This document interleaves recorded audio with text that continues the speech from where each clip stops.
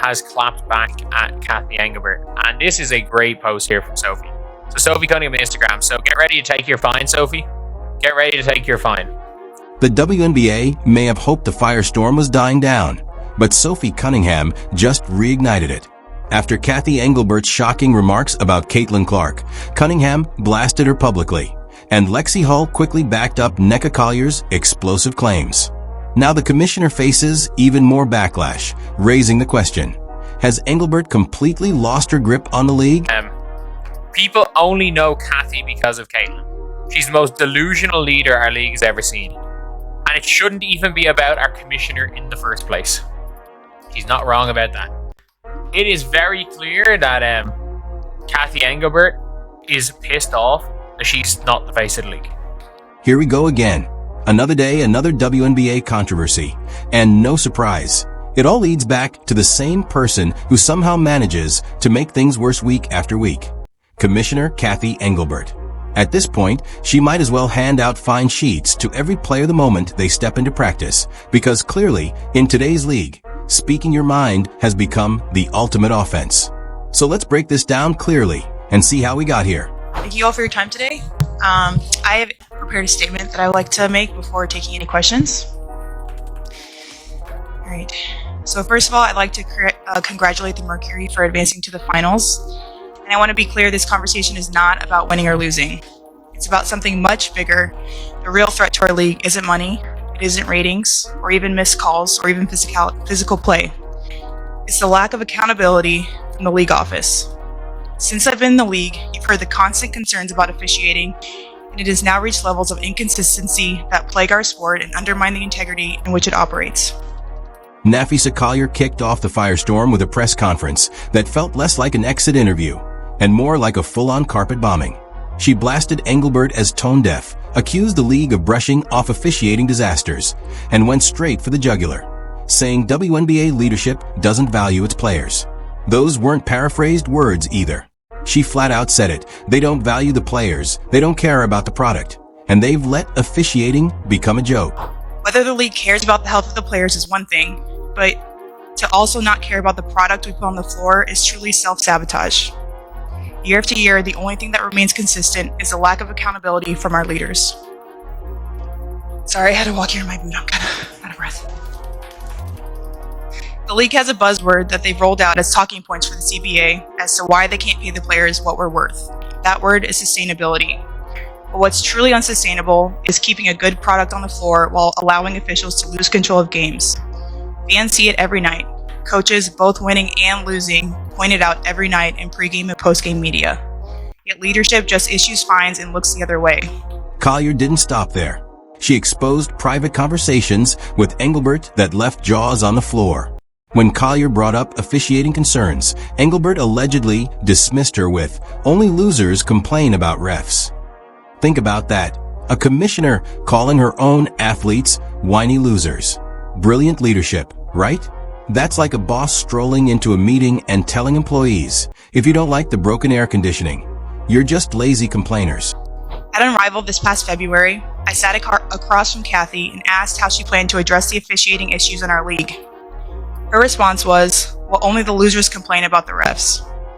I also asked how she planned to fix the fact that players like Caitlin, Angel, and Paige, who are clearly driving massive revenue for the league, are making so little for their first 4 years. Her response was, Caitlin should be grateful she makes $60 million off the court, because without the platform that the WNBA gives her, she wouldn't make anything. And in that same conversation, she told me players should be on their knees thanking their lucky stars for the media rights deal that I got them.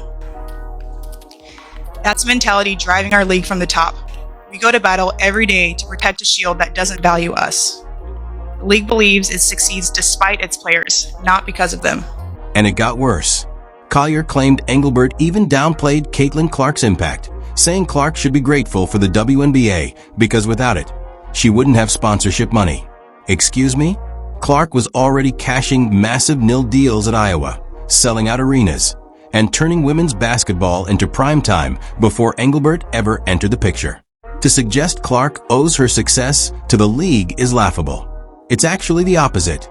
The WNBA owes its surge in relevance and revenue to Clark. Why these players are getting screwed in the CBA, by the way. She gave up 18 extra percent. She sold 18% of the league. She sold 18% of the league to private investors.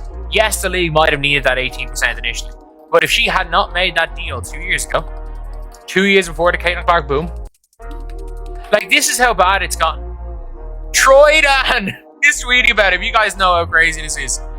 Troy Dan is tweeting about it. Like, you know this is bad. This is bad when Troy Dan is tweeting about it.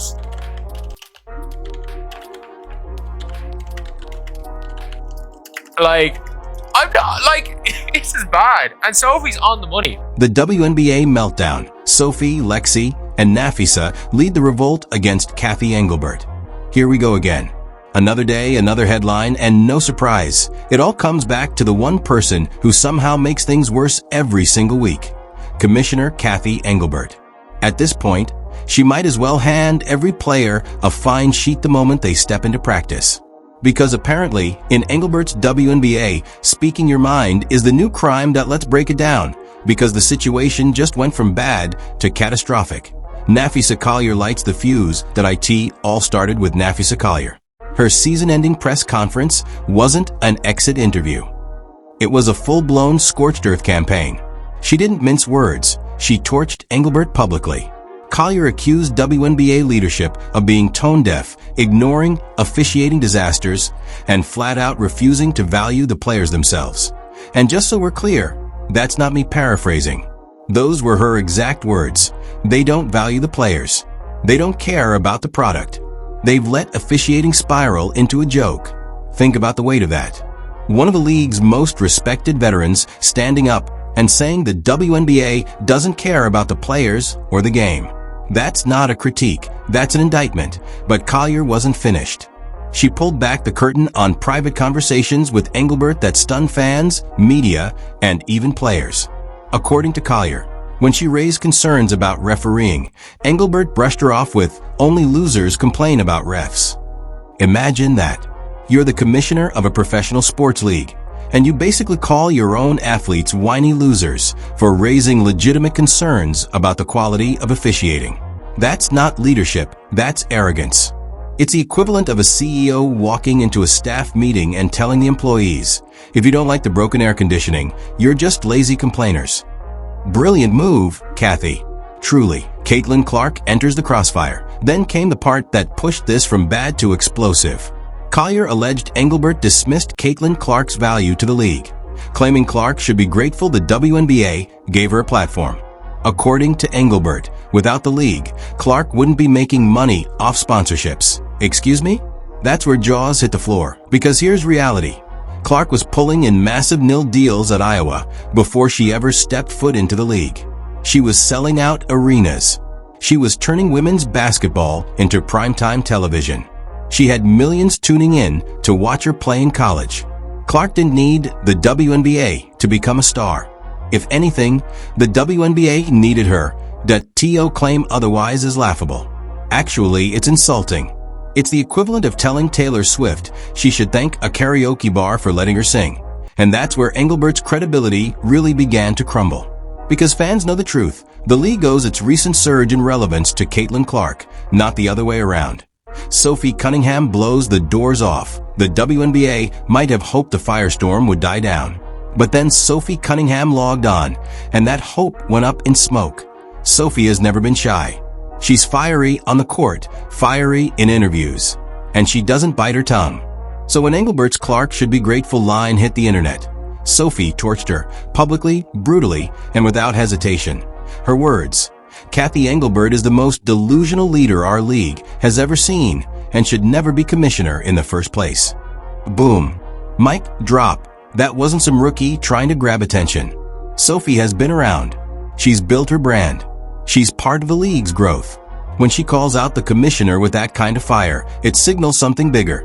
This frustration isn't just from fans online. It's boiling over in locker rooms, too. And Sophie didn't hedge her comments. No PR fluff. No softened edges. Just straight up called the commissioner delusional. That's as raw as it gets. Fans rallied behind her instantly. Social media lit up with support. with some even joking about starting GoFundMe pages to cover her inevitable fine. When a fan base is literally preparing to crowdfund players' punishments just for speaking truth, that's a league in crisis. Lexi Hull adds fuel to the fire. And then came Lexi Hull. Normally, Lexi is more known for her defense and hustle than for making headlines with her quotes. But even she couldn't stay silent this time. Lexi publicly backed Collier, saying she agreed with everything Collier said and was proud of her for speaking up. That might not sound explosive at first, but it's huge. Because when even the quieter, steadier voices start going public, you know the frustration is universal. This isn't just a one-off rant. It's not just Nafisa being fed up. It's a movement now that a pattern of suppression. And let's not ignore the bigger picture. Sophie and Lexi's voices are the latest in a long line of frustrated players and coaches. Cheryl Reeve called out officiating and got suspended. Becky Hammond agreed with her and got fined. Stephanie White hinted at inconsistencies and got fined too. The deal, you see the pattern? Players and coaches get punished for speaking truth. Referees get a free pass. Leadership never takes blame. Engelbert's WNBA doesn't operate on collaboration. It operates on control. And the players are finally pushing back. The Caitlin Clark factor. Make no mistake, this all circles back to Caitlin Clark. Whether Engelbert wants to admit it or not, Clark is the gravitational center of the league right now. Her games bring the highest TV numbers, the largest crowds, and the biggest social media buzz. Yet, what has the league done to protect her? Nothing. She's been targeted all year, battered with physical play that borders on cheap shots. She's been shoved to the floor, hacked, harassed, and referees swallow their whistles. Coaches who defend her get fined. Fans see it. And now, players are calling it out too. The optics are brutal. Engelbert underestimated how obvious this all looks. Fans aren't dumb. They see Clark taking hits without calls.